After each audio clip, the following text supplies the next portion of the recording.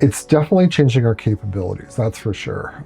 There's no question about it whatsoever. Like, for a long time, we've had information at our fingertips, and that's just been a regular thing, right? Like, when the internet came out, and I'm a child of the 90s, so I actually do remember that when that happened. There was this idea that getting kids out of the library and in front of a computer screen was detrimental somehow to our development, our health.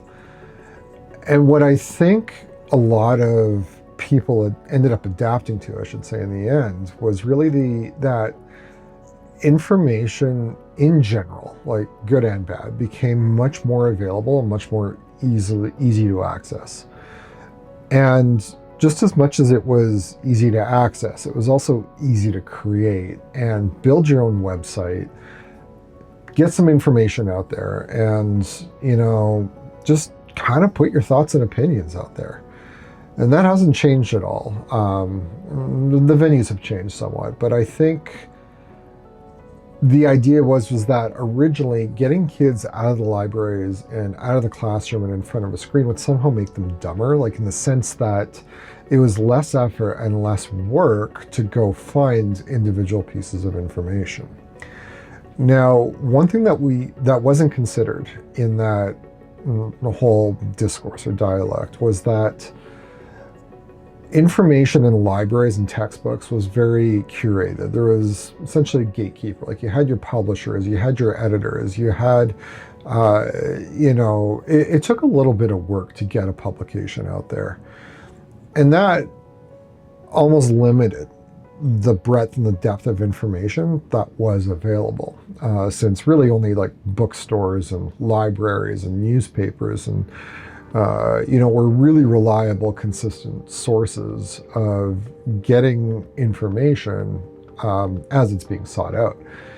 And in the 90s, when the internet rolled out, and I remember when our school got our first internet-connected computer, and it was kind of a big deal, right? Like, all of a sudden, you could just write in a query or a search for a topic, and you get some type of response. Now, the quality of that response is largely variable, because like I mentioned, really anyone could stand up a website for that matter.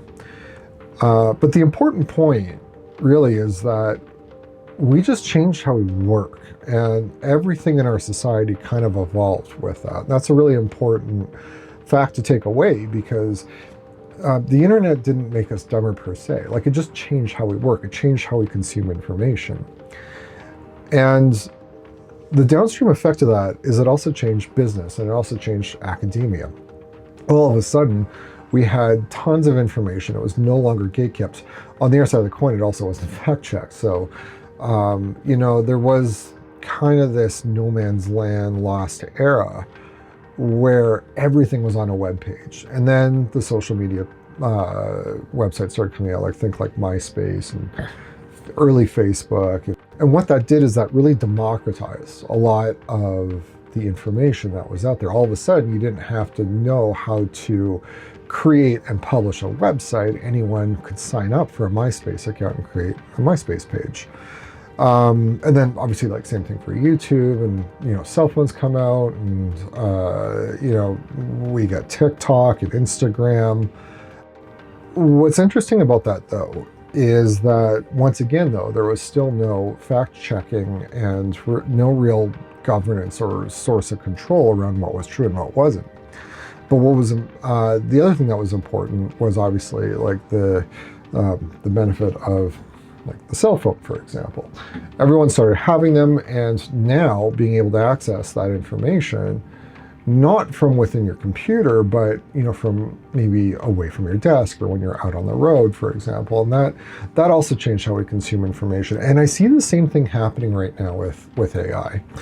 AI is a little bit different, though, because it's almost like it takes a lot of what was taught and what was learned on the general internet, and it wraps it in its own entity, its own thing, its own consumable.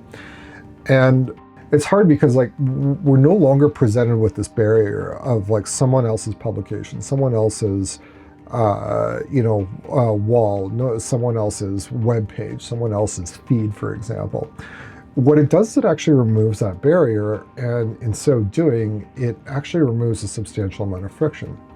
So that friction removal is actually really important, because what we're seeing isn't so much laziness, but it's this anthropomorphication of AI in general. We're starting to treat it almost like human because it's so convincingly human to us. Now, obviously, there are some tells with AI, but, as we're improving and evolving AI and those foundation models and language models and agentic frameworks, that gap is diminishing. So it's getting harder and harder to tell what's AI. The byproduct of that is we're also trusting it more and less in the same sense, right? So that's where it starts to get a little bit interesting. We have this interesting relationship or discourse with it. And, is it taking away free thought where we're actually starting to question it?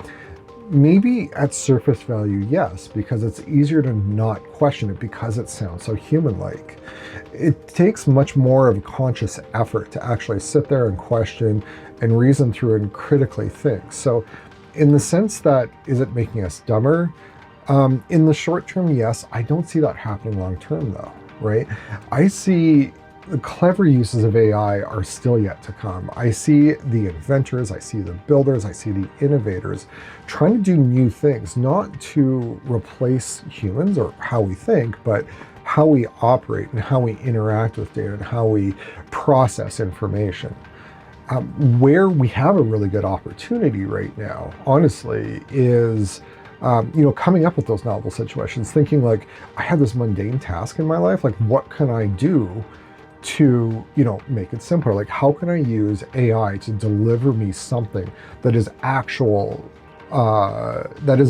value to me, like not just generated image of a cat or a fake conversation, but it's like, how can it go and do units of work for me? How can it organize my inbox? How can it better curate my content feed? How can it go out and do research for me to make the best informed decision around wealth management, as a good example? Or, can I have AI go and help me learn about some of the leading changes in the technology industry? And it's all really important. See, those are novel and good uses of it. Taking a lot of that, critical thought barrier away from us, like right away from our face, and it's making it much more transparent. However, it's also unlocking new opportunities for us to better do research, to get access to information that's more pertinent to what we're doing and more focused.